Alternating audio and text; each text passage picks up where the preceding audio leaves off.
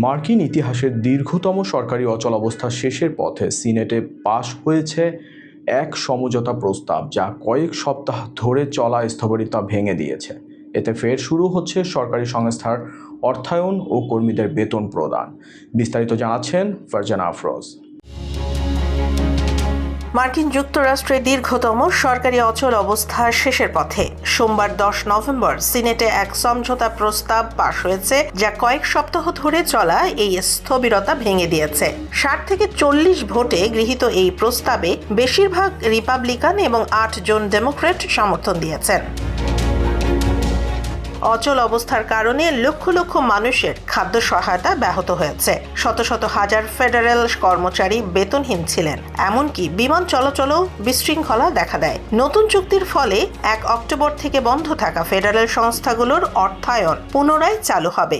একই সঙ্গে president Donald ট্রাম্পের প্রশাসনিক কাঠামো ছোট করার উদ্যোগও আগামী 30 জানুয়ারি পর্যন্ত স্থগিত থাকবে।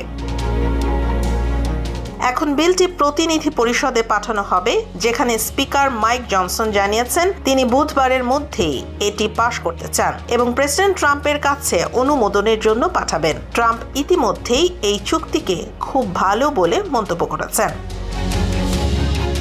চুক্তিটি 30 জানুয়ারি পর্যন্ত সরকারের অর্থায়ন চালু রাখবে, যা বছরে প্রায় $1.8 ট্রিলিয়ন যোগ করবে যুক্তরাষ্ট্রের মোট $38 ট্রিলিয়ন ঋণে। তবে অনেক ডেমোক্র্যাট অভিযোগ করেছেন চুক্তিতে স্বাস্থ্য বীমা ভর্তুকি বাড়ানোর কোনো নিশ্চয়তা নেই।